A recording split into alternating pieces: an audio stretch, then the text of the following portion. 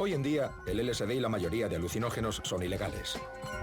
Durante décadas, millones de personas en Occidente creían que el ácido y drogas similares podían abrir las puertas de la percepción. Pero al abrirse una puerta, otra se cerró. Desde las culturas primitivas, las plantas alucinógenas parecen haber formado siempre una parte importante de la sociedad humana. ¿Qué ocurrió para que una de las sustancias más veneradas del mundo chamánico se convirtiera en la más vilipendiada del moderno? Esta es la historia del descubrimiento del peyote, las setas mágicas y otras sustancias. La aventura poco conocida de un hombre por clasificar las plantas de los dioses. Antes de que se conocieran bien los alucinógenos, un auténtico Indiana Jones, Richard Evans Schultes, recorrió América en busca de estas sustancias psicotrópicas. Schultes revolucionó la ciencia y generó otra revolución que nunca imaginó.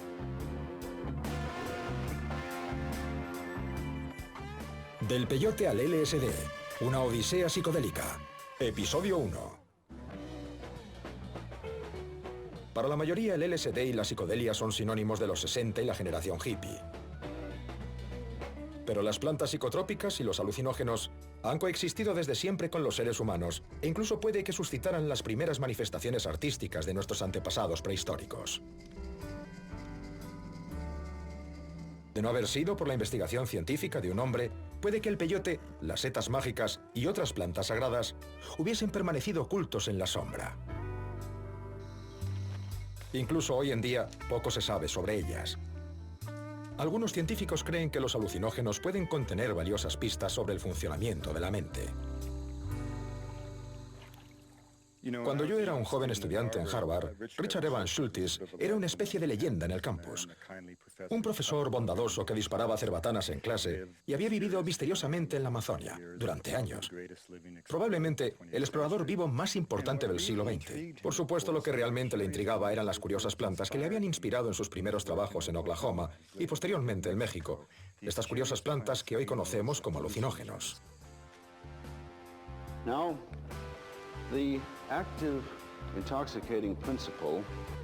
A finales de 1973, llamé a la puerta del despacho de Schultes. 2 semanas más tarde me encontraba en la Amazonia viviendo entre muchas de las mismas tribus que Schultes había visitado 30 años antes. Como antropólogo y explorador botánico, pude compartir numerosas aventuras similares. Perderme en la selva, eludir extrañas enfermedades y participar en ceremonias sagradas. En todos mis años de exploración, su ejemplo fue siempre mi inspiración. Yo hacía lo que él me dijera, ya fuese investigar zombies en Haití o buscar nuevos alucinógenos en la selva amazónica. Posteriormente empleé años en la investigación y redacción de su biografía, titulada Un río. Cuanto más conocía acerca de sus hazañas, más me asombraba a este hombre. Ahora estoy siguiendo su misma ruta para ser testigo de ritos alucinógenos sagrados desde el desierto estadounidense hasta las junglas de la Amazonia.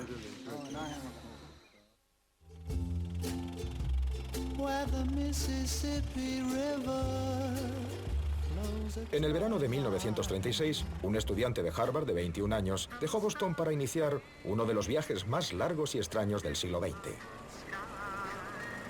Su inspiración era una planta.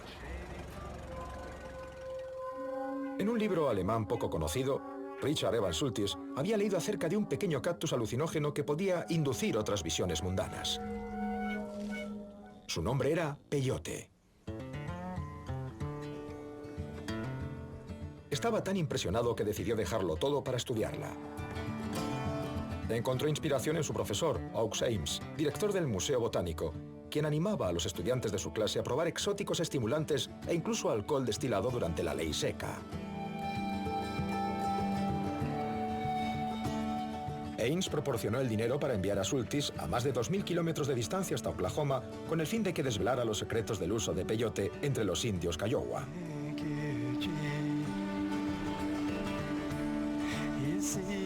El peyote crece en el sudeste estadounidense y en el norte de México. Durante 3.000 años, los antiguos pueblos de México utilizaron el cactus como enlace directo con Dios. En 1521, los colonizadores españoles prohibieron su uso. A finales del siglo XIX, científicos alemanes extrajeron el ingrediente activo, la mescalina, un alucinógeno. Sin embargo, incluso en los días de Schultes, poco se conocía del uso religioso del peyote entre los indios norteamericanos.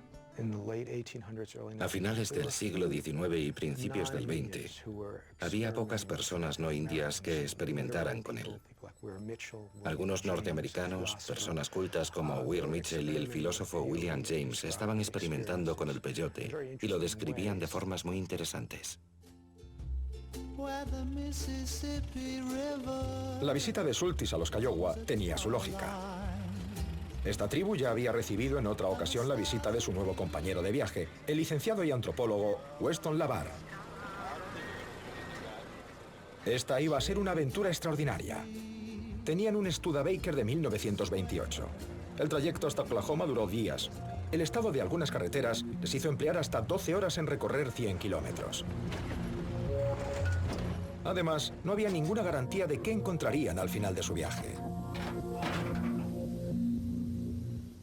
And the federal government battled a nation of lawbreakers. The law of the land said it was illegal to drink, but very few. La partida de Schultes coincidió con el final con derrota de una guerra de 14 años contra el alcohol. It met the same fate. Aunque se habían levantado la prohibición, una nación que había demonizado el ron no estaba preparada para legalizar un cactus psicotrópico.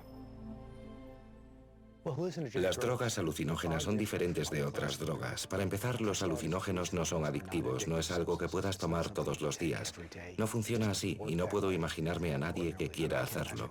Sería una experiencia demasiado impactante. Lleva algo de tiempo asimilarla. No es algo que vayas a querer hacer todos los días. Esa es la gran diferencia entre el LSD, por ejemplo, y la heroína. Si consumes heroína, estás dispuesto a dejarlo todo.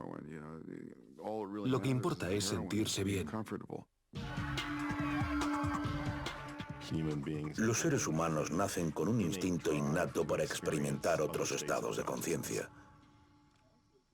Los pueblos indios utilizan plantas psicodélicas y alucinógenos naturales con fines positivos. Utilizaban estas plantas para curar o para contactar con la realidad espiritual. Y lo hacían de manera ritual y con una finalidad.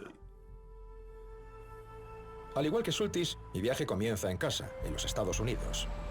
Estoy viajando al país de los Navajo para experimentar un ritual rara vez presenciado por foráneos. En la década de los 30, casi nadie había oído jamás hablar de plantas alucinógenas, aparte de un reducido círculo de estudiosos. Este hecho hace aún más increíble que un joven de Harvard, que nunca había estado al oeste de Boston, decidiera en el verano de 1936 viajar hasta Oklahoma para convivir con los Kiowa y estudiar las formas de culto del peyote. Es algo que siempre he deseado presenciar y conocer, y es prácticamente imposible que te dejen acceder. Además, solo los indios norteamericanos tienen permiso para utilizar legalmente el peyote con fines religiosos. Afortunadamente, los Navajo aún conservan esta práctica y me han invitado al círculo sagrado en el interior del tipi para ser testigo de un increíble ritual que constituye la esencia de la doctrina del peyote.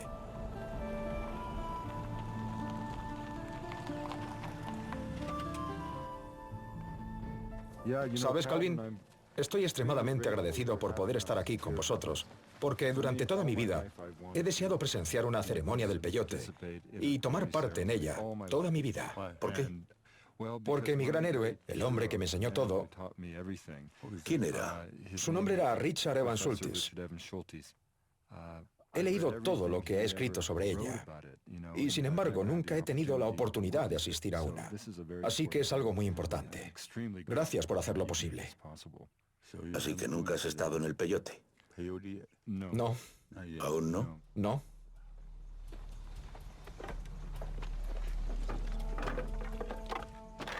Se necesita mucha madera para mantener vivos dos fuegos. Uno para la ceremonia del peyote y otro para la cabaña de sudación. Estas cabañas forman una parte esencial de la vida de los indios de toda Norteamérica. Se calientan rocas en una hoguera. Posteriormente, el agua creará el vapor. Los indios afirman que el ritual purifica al individuo tanto física como espiritualmente. Y en el caso de la doctrina del peyote, la cabaña sirve de preparación para la intensidad de la ceremonia sagrada. En la cabaña de sudación también aprendemos algo. No estamos en ella sin más. Hablamos y enseñamos a las jóvenes generaciones.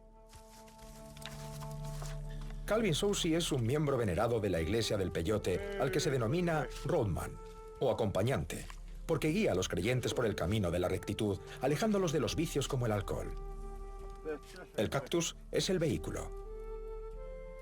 Richard Schultes tuvo noticias del peyote a través de un acompañante legendario, Belo Cousat, quien nació en una época en la que los búfalos aún cubrían las llanuras. Acceder a la cabaña de sudación es como penetrar en la madre tierra, en el vientre de la madre. Las cosas que dañan a una persona están en nuestro interior y entramos allí para purificarnos. Posteriormente, cuando vamos a una ceremonia ya estamos limpios. Aún podemos rezar y entonces es cuando comienza a hacer efecto la medicina. Se parece un poco a entrar en un horno. Una vez en el interior todo está muy oscuro. Pero entonces comienzan las canciones que te preparan para la larga noche de rituales del peyote que queda por delante.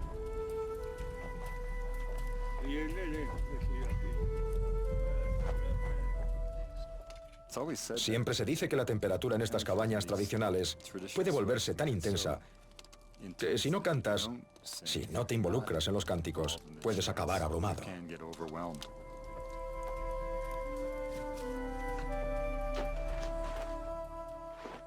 Las ceremonias de la cabaña de sudación son sagradas y Calvin no quiere que entren las cámaras.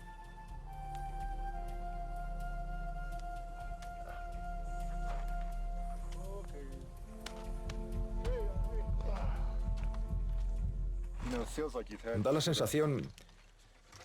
Es decir, es fabuloso porque te sientes como si te hubieses dado un baño o una ducha bajo la lluvia. Sientes tu propio sudor cayendo como si fuera lluvia caliente.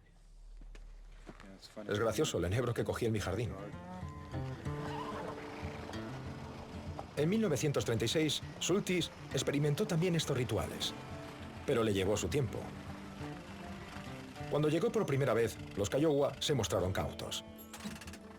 Habían sufrido en el pasado por practicar sus ritos sagrados. Y ahora, la Bar había regresado con un extraño que deseaba comprender su ceremonia más solemne. Mediante el respeto de sus tradiciones, Schultes se ganó la confianza de los Kiowa. Tomó sin vacilar la amarga medicina sagrada hasta 4 veces a la semana.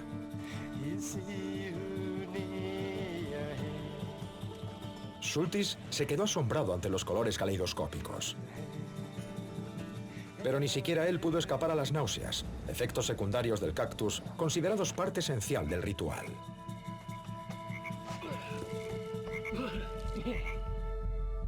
Al tomar el cactus, Schultes estableció un precedente que seguiría durante el resto de su carrera. Rehusó ser el típico científico frío que se mantiene al margen y se sumergió en la cultura india para aprender los secretos negados a los foráneos. Creo que quedé fascinado desde el momento en que le vi. Poseía una increíble fuente de conocimiento. Era simplemente una persona interesante, alguien a quien quería conocer. Creo que, en el fondo, mi sensación era que se trataba de una persona bastante salvaje. Incluso me atrevería a decir que un proto-hippie, algo que en aquella época no contaba con un verdadero apoyo social.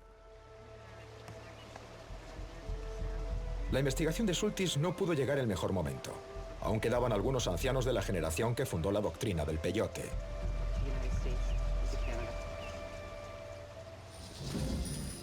Mañana voy a tener la oportunidad de hacer algo que llevo queriendo hacer desde que conociera a Schultes: participar en una ceremonia tradicional del peyote. Para él, aquel verano en Oklahoma fue solo el comienzo de una vida de exploración. Descubriría plantas sagradas y alucinógenos tan potentes que cambió una generación. El explorador botánico Richard Evans Schultes era un auténtico Indiana Jones, cuyo descubrimiento de plantas alucinógenas estableció las bases para los psicodélicos años 60. Su aventura comenzó en Oklahoma en 1936, trabajando con los indios Kiowa para desentrañar los misterios de la doctrina del peyote. Durante años estudié con Schultes. Ahora sigo sus pasos comenzando aquí, en una ceremonia del peyote de la que existen pocos testigos y que se está preparando ahora mismo. Está húmedo, ya podemos hacer la luna. Las ceremonias del peyote son una mezcla de creencias indias y cristianas. Se prepara un altar con forma de media luna y posteriormente brasas de carbón hasta formar el pájaro de trueno mitológico. Este es el altar con forma de media luna, el cual, una vez dado forma, se convierte en un símbolo del camino del peyote, que es una senda de rectitud por la que debes caminar. El fuego estaría aquí, justo en el centro, donde en último término yacerían las cenizas. Uno incluso puede apreciar cómo se extenderán las cenizas hasta adoptar la forma del pájaro de trueno.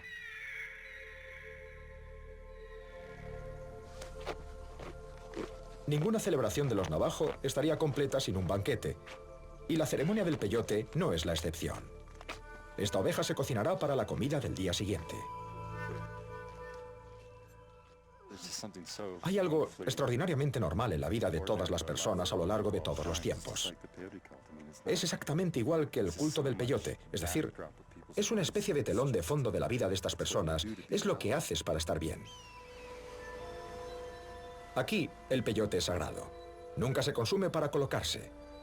De hecho, los miembros de la tribu que intentan desengancharse de alguna droga recurren al peyote. Es algo nuestro, algo que hacemos por tradición. Pero si hay alguien que necesita ayuda porque consume drogas y desea desengancharse, viene a la ceremonia del peyote y obtiene una cura. Si quieren dejar de consumir drogas o alcohol, pueden venir a una ceremonia. Así que en cierto modo ni siquiera lo consideráis una droga. No, Es una medicina utilizada para tratar... simplemente te ayuda, despeja la mente. He pasado 7 años estudiando el uso del peyote de los indios navajo y otros indios norteamericanos. Acabo de completar un estudio neurocientífico de cerca de 200 personas en su versión final. Los resultados muestran que estas personas gozan de buena salud. El ritual está protegido a nivel federal por una ley del Congreso, la Ley de Libertad Religiosa de los Indios Norteamericanos, aprobada en 1994. Sin embargo, no todos los estados cumplen dicho mandato, lo que crea cierta confusión. Como consecuencia, algunos miembros de la Iglesia Nativa Americana son a veces detenidos por transportar su sacramento ilegal al cruzar determinados estados. En el siglo XVI, los españoles prohibieron el uso del peyote, llegando incluso a matar a sacerdotes aztecas. Sin embargo, este continuó creciendo entre los indios mexicanos. Hasta finales del siglo XIX, el ritual no comenzó a extenderse a las tribus de los Estados Unidos. El hombre que lo hizo posible fue un jefe comanche de sangre mestiza llamado Quanah Parker. En 1884, Parker, gravemente herido en batalla, recibió peyote para curar su herida.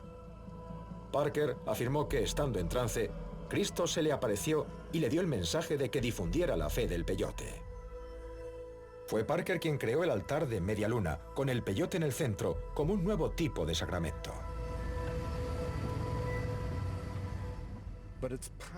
Sin embargo, el crecimiento de su poder se cimentó en que, coincidiendo con la decadencia de las costumbres tradicionales, la práctica extinción del búfalo de las praderas, el olvido de la sabiduría de los ancianos, la prohibición de la danza del sol y la pérdida de todas las prácticas rituales que habían hecho de esta extraordinaria cultura de las llanuras algo tan majestuoso.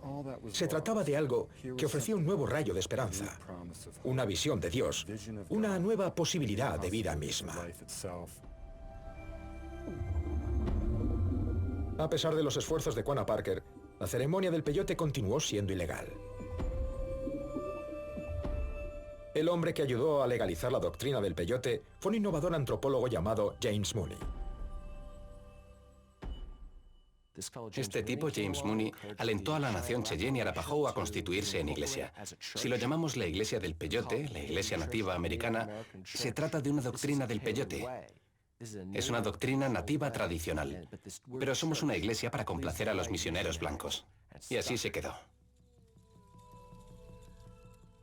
Cuando Schultes llegó hasta los Kiowa, la gran Norteamérica blanca o bien no tenía conocimiento del peyote o bien era hostil al mismo.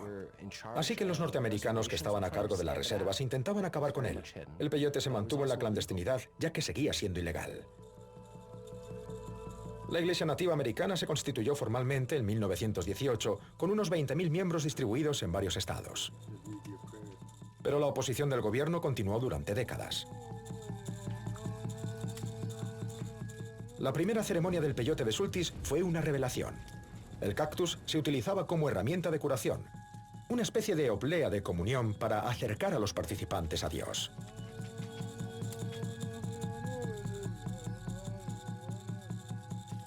La ceremonia comienza tal y como lo hacía en tiempos de Schultes, con las palabras de un miembro de la tribu que está sufriendo. La paciente, Karen, ha sobrevivido a todo tipo de abusos. Ha venido para curarse. Es lo que la gente hace para sentirse bien, para distinguir entre sentido y sensación, para curarse cuando están enfermos, para equilibrar su energía y sus espíritus cuando están deprimidos. Ahora cantemos.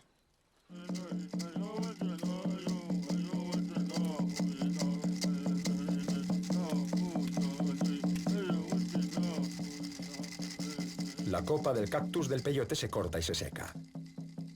La planta es extremadamente amarga. Algunos consumidores consiguen masticarla. Calvin la ha machacado y ha preparado un té para que resulte más fácil tomarla.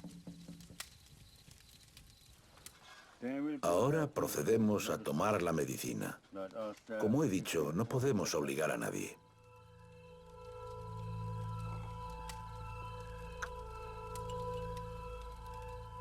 A lo largo de la ceremonia, los participantes consumen el peyote como sacramento. Toman la cantidad que deseen. Lo que deben hacer es venerar la planta.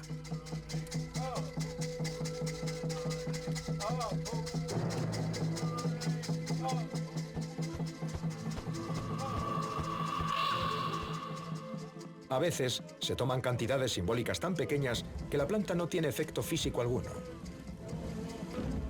Pero si se considera necesario para la cura, el acompañante y los participantes consumirán lo suficiente para inducir una potente experiencia psicoactiva.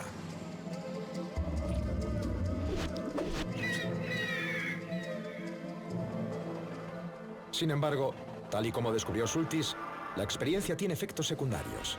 Más allá de las intensas visiones y la euforia, los componentes del cactus provocan a menudo náuseas y vómitos. Los acompañantes creen que es la manera que tiene la medicina de purgar la enfermedad del paciente.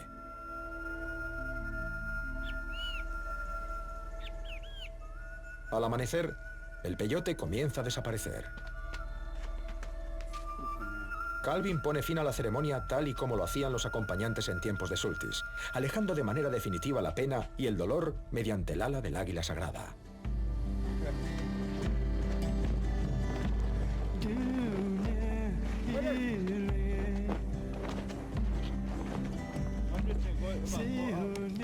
En las primeras horas de la mañana se desmonta el tipi y se elimina toda señal de la ceremonia.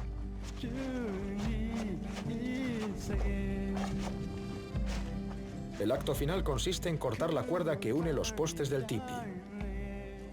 De forma simbólica y quizás también tangible, las penas de Karen desaparecerán. Consiste en enseñar a la gente a comprender realmente qué hacen con sus cuerpos y la santidad de estos, así como a protegerlos. Una vez que la gente llegue a apreciar esto, puede que no le resulte tan raro a un anciano navajo sugerirle a un nieto que le acompañe en sus rezos a Dios, su creador, con el sacramento que llaman medicina, con M mayúscula.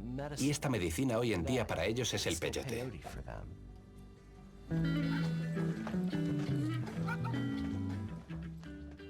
Aquel verano en Oklahoma cambió por completo la vida de Schultes. Regresó al este y poco después se desplazó hasta Washington, D.C., la capital de la nación, donde testificó en el Congreso en favor del derecho de los pueblos indios norteamericanos a utilizar el peyote con fines religiosos. Durante su estancia allí, realizó una serie de investigaciones en el Smithsonian, en las que halló una carta que proporcionaba la clave que, con el tiempo, le permitiría resolver uno de los grandes misterios de la historia de la botánica. La resolución de este rompecabezas por parte de Schultes conduciría de forma involuntaria a una nueva era, una época en la que estilo de vida y cultura se fusionaron con religión y política, una revolución que continúa teniendo efecto hoy en día. Durante su estancia en Washington, D.C. en 1937, el botánico Richard Evans Schultes se topó con una sorprendente carta entre las colecciones del Instituto Smithsonian. En la carta, un doctor mexicano, Blas Pablo Reco, se refería de pasada a un alucinógeno de larga tradición, el Teonanácatl, o carne de los dioses, utilizado por los sacerdotes aztecas para estar en íntima comunión con su creador. La carta de Reco, que traía consigo una muestra de peyote, afirmaba que el Teonanácatl no era peyote, tal y como se creía, sino que era una seta que aún utilizaban los indios en las montañas de Oaxaca. Schultes creyó a Reco y convenció posteriormente a Ames para que financiara su viaje a México para buscar la verdadera identidad de la planta azteca.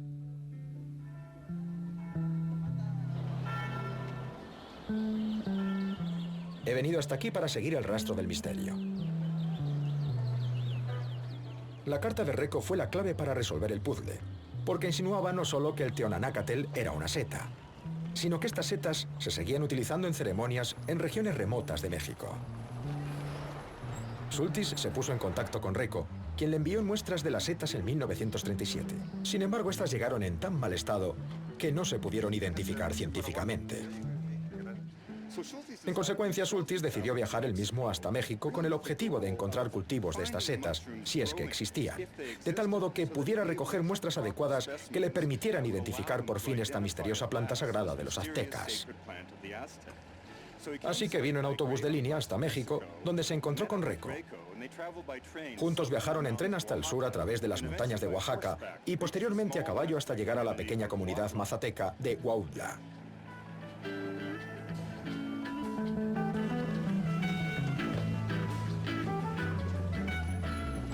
Estamos saliendo de la ciudad de Oaxaca por carretera para viajar 320 kilómetros hacia el interior hasta Huautla, donde las curanderas aún practican sus ritos sagrados transportando sus pacientes hasta reinos supernaturales mediante setas mágicas, un término que aún no se había inventado en 1938.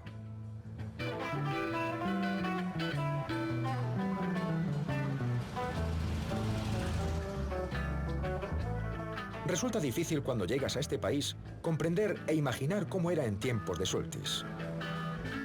Tuvo que coger un tren destartalado desde Ciudad de México en dirección sur, bajarse en una cabeza de línea al azar, alquilar una mula y ascender durante 14 o 15 horas hasta un pequeño poblado situado entre montañas y niebla. Lo que encontró fue el universo cultural único del mundo mazateca. Los indios mazatecas habitaban a lo largo de las montañas de Oaxaca. Huautla de Jiménez es uno de sus pueblos más grandes.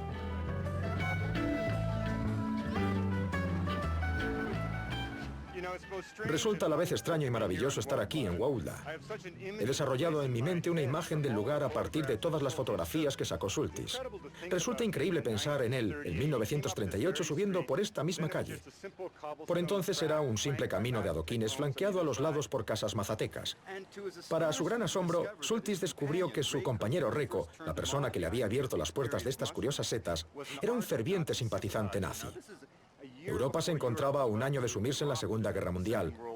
Para hacerlo aún más increíble, había otro equipo de estudiosos liderados por Bernard Bevan y Robert Windlaner, y resulta que Bevan, o al menos así se rumoreaba, pertenecía al servicio secreto británico.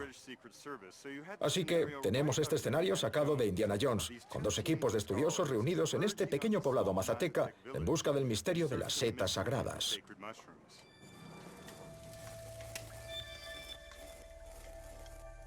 Con la ayuda de Reco, Schultes recorrió el poblado en busca de alguien que pudiera conocer esta seta alucinógena. Necesitaba un espécimen completo para poder clasificar científicamente esta carne viva de los dioses. Estoy intentando localizar a una conocida curandera con la esperanza de que me permita presenciar una ceremonia chamánica de las setas. ¿La señora es por allá?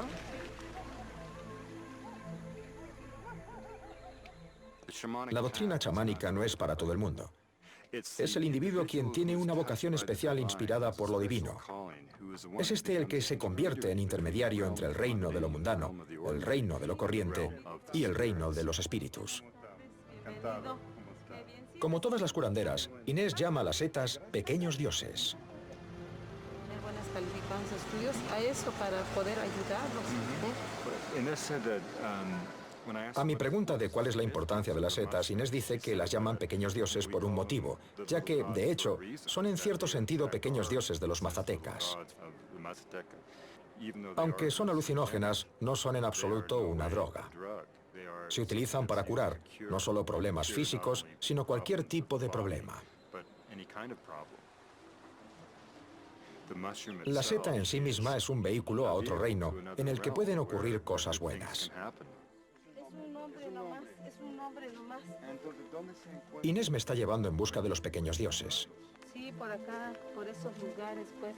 Nada más que así, pues, tenemos que buscarlo así con la mano, porque se da... La idea que los mazatecas tienen de las setas es una fusión total de ideas precolombinas y católicas. La creencia no es que las setas simplemente crecen de la tierra, sino que solo crecen en aquellos lugares en los que la sangre o la saliva de Cristo cayeron a la tierra. Schultes solía decir que los misioneros se quejaban de lo complicado que era explicar a los mazatecas qué era la comunión sagrada, porque los mazatecas solían responder: ya lo hacemos, nosotros ya comemos el cuerpo de Cristo.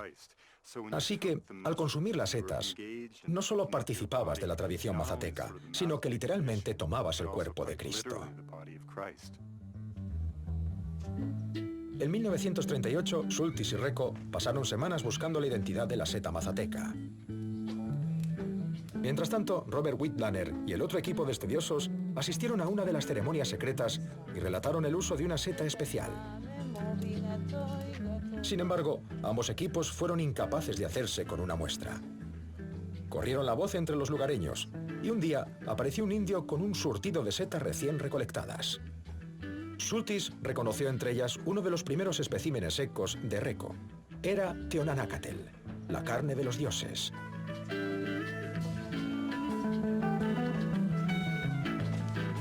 Schultes fue el primero en recoger una muestra de este alucinógeno e identificarlo científicamente. 15 años más tarde, inspirado por el trabajo de Schultes, un banquero de inversiones y vicepresidente de JP Morgan se aventuró a viajar hasta este lugar. Lo que encontró desencadenaría una revolución. En 1938, en lo alto de las montañas de Oaxaca, Richard Evans Schultes había identificado un antiguo alucinógeno azteca. El Teonanacatl, la carne de los dioses, resultó ser una seta. Lo que es más, los indios seguían utilizándola en ceremonias secretas. El alucinógeno se consumía tradicionalmente en fiestas aztecas rurales, a veces tras sacrificios humanos. Los sacerdotes también lo utilizaban para diagnosticar enfermedades. Prohibido durante siglos por los españoles, los rituales con Teonanacatl pasaron a la clandestinidad para resurgir posteriormente como una combinación de creencias cristianas y precolombinas. Schultes siempre afirmaba que, para conocer las tradiciones de los chamanes, era preciso participar en todos sus rituales. Buenas noches, Memo. Esta noche voy a tomar parte en una ceremonia rara vez experimentada por foráneos. Un viaje al interior de la mente guiado por Inés, una curandera extraordinaria. Pienso, este es el copal. Hace años, Inés fue testigo de una ceremonia con setas organizada para un inglés. Su nombre, John Lennon. Las que yo voy a mencionar se va hasta el Señor. Por medio de su... Uno de estos chicos padece un dolor desconocido. Su madre lo ha traído hasta aquí para que lo cure. En ese cerrito, ella dijo... Tanto Inés como el chico tomarán las setas. Al igual que los antiguos aztecas, la curandera cree que las setas permiten diagnosticar enfermedades. Ahorita espérate, hijo. Primero, todos los participantes se purifican con incienso y hojas inocentes.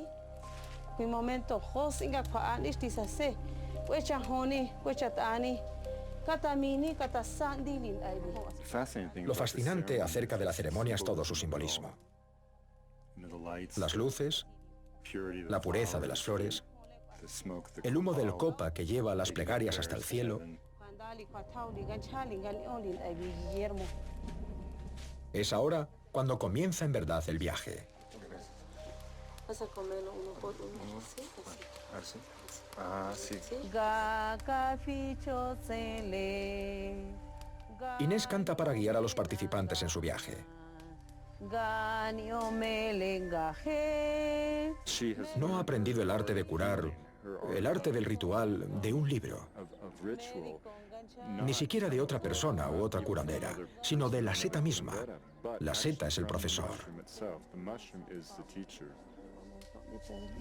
Vayan para acá y para allá y que nos obedezcan.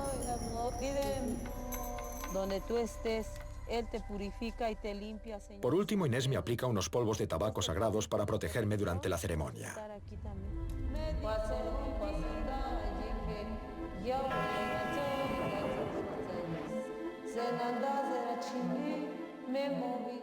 Desde que se consumen las setas, sus usuarios han notificado profundas sensaciones. Algunos sienten la presencia de Dios, otros sienten renacer. En tu vida, en lo futuro, eso es lo que te desea este canto. El ingrediente activo de las setas es la psilocibina, una sustancia similar a los productos químicos que controlan determinadas funciones cerebrales, incluida la de la percepción del mundo. El componente es tan parecido que cuando los humanos comen la seta, sus sustancias químicas interactúan con las nuestras propias. El resultado, un estado alterado de la percepción. Walter Pankey, del Instituto Tecnológico de Massachusetts, llevó a cabo su famoso experimento de Viernes Santo con psilocibina, mediante el cual demostró que este tipo de marco de investigación ofrecía el potencial de una experiencia mística. Había también un estudio reciente de Johns Hopkins que curiosamente copó la portada de periódicos de todo el mundo acerca del potencial de la psilocibina para inducir experiencias místicas. Amanece tras la ceremonia. Por todo Wauda, las curanderas han llevado a decenas de personas en viajes idénticos a lo largo de la noche. Poder experimentar una ceremonia ritual como la de anoche es simplemente algo increíble, una fantástica oportunidad. Por supuesto, cuando llegó hasta aquí, Schultes fue capaz de identificar la seta, pero no tuvo la oportunidad de tomarla en un contexto sagrado. En parte debido a que Reco advirtió de que se trataba de una ceremonia demasiado secreta y sagrada, en la que era imposible penetrar.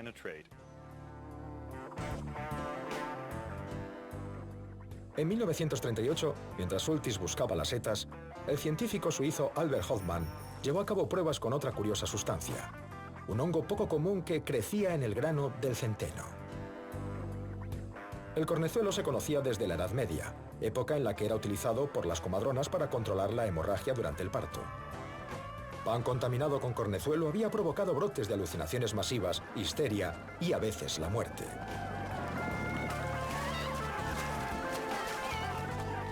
Trabajando con un potente extracto de cornezuelo, Hoffmann sintetizó un componente que denominó dietilamida del ácido lisérgico, o LSD. No volvió a acordarse de él hasta 5 años después. Hoffmann trabajaba como científico investigador para la compañía farmacéutica Sandoz. En 1943 echó un vistazo a su cuaderno y encontró el componente. Pensando que podía ser de interés, tomó una muestra. Mientras trabajaba con él, comenzó a sentirse raro. A very strange experience which reminded me to some experience I had in childhood. The feeling of oneness, to be one with nature, the feeling to see now the true aspects of nature. Hoffmann pensó que debía de haber absorbido parte de la sustancia a través de la piel, por lo que al día siguiente tomó a propósito lo que pensaba era una dosis minúscula. Una dosis verdaderamente minúscula son entre 100 o 500 microgramos, una décima parte de la masa de un grano de arena. But this very small dose, the first dose of my experiments I planned, was very, very strong. La dosis resultó ser enorme, ya que por entonces nadie pensaba que una droga pudiera medirse en microgramos. No tardó en darse cuenta de que estaba sufriendo una reacción muy fuerte, así que cogió su bicicleta y se fue a casa. Una vez allí, dejó constancia de aquel viaje en bicicleta. El pasado viernes, 16 de abril de 1943, me vi obligado a interrumpir mi trabajo en el laboratorio a media tarde e irme a casa. Afectado por una sorprendente agitación, combinada con ligeros mareos, percibía un torrente ininterrumpido de imágenes fantásticas, formas extraordinarias, con un intenso juego caleidoscópico de colores.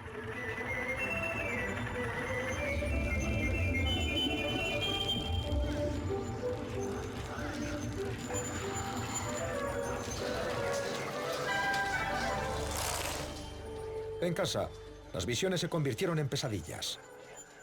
Durante un momento, Hoffman pensó que se estaba muriendo. The object like this chair was like if he was a living object. It became moving from inside.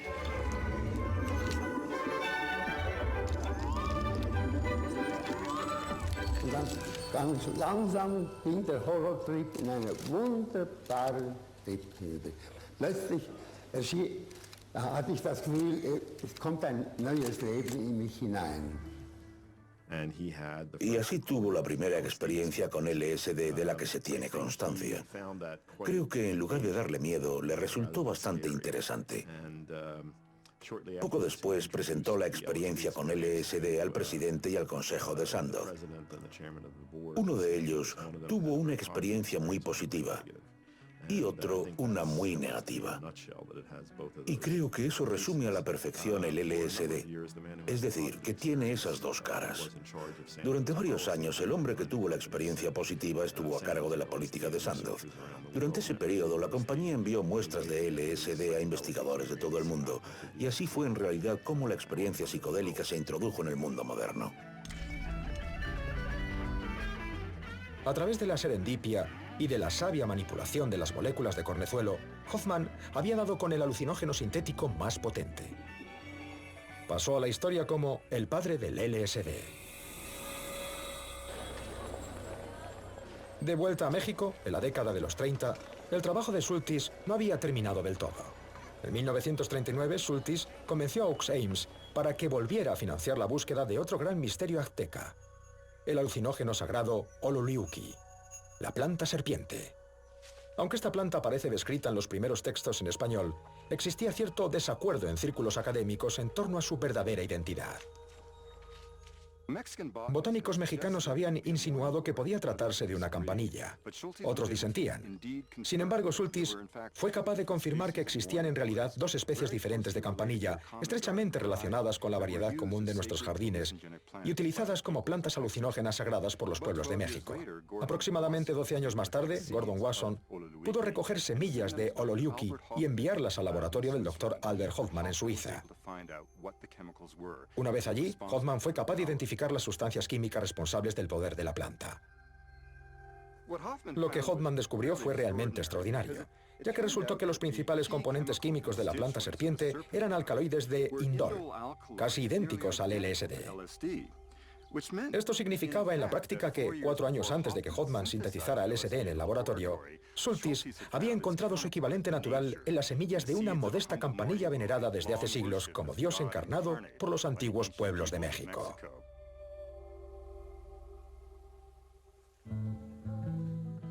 De 1939 en adelante, Schultes publicó varios trabajos sobre sus mágicos descubrimientos en Oaxaca, que tuvieron poca aceptación. Más de una década después, el escritor y mitólogo inglés Robert Graves vio el artículo de Schultes sobre las setas sagradas en una publicación de antropología. Graves envió el artículo a su amigo y micólogo, el banquero de Nueva York, Gordon Wasson. Inspirado por Schultes, Wasson viajó hasta Huautla en busca de una curandera llamada María Sabina, con la esperanza de que le permitiera asistir a una ceremonia secreta. Tras 3 expediciones, Wasson consiguió ganarse su confianza y se convirtió en el primer occidental en ingerir la carne de los dioses en una ceremonia mazateca. El fotógrafo de Wasson, Alan Richardson, documentó el ritual. Sin que Wasson lo supiera, sus viajes de estudio eran seguidos por la CIA. Cuando Wasson regresó a Oaxaca, la agencia infiltró en la expedición a un espía haciéndose pasar por científico, con el fin de obtener las setas para su posterior análisis. La CIA se dio cuenta de que se trataba de una droga que provoca ansiedad, que si se la dabas a una persona, ésta sentiría tal ansiedad que alucinaría y se volvería más vulnerable a la manipulación de un espía norteamericano, ¿se entiende? Por entonces, científico y espías no eran los únicos conocedores del secreto. El secreto no se destapó hasta que Wasson publicó el artículo en la revista Life en 1957, ya que estableció un vínculo con el chamanismo y el mundo arcaico, y no lo cimentó en las fantasías paranoicas de la CIA. El artículo de Watson en la revista Life marcó un hito. Un redactor le adjuntó un título con gancho, En busca de las setas mágicas, y abrió con él una nueva puerta de percepción para toda una generación. A la edad de 26 años, Schultes ya había realizado los descubrimientos de toda una vida. Sin embargo, era solo el comienzo. Aún le aguardaba su mayor odisea, esta vez en la Amazonia. Lo que no se imaginaba es que acababa de plantar las semillas de la revolución psicodélica.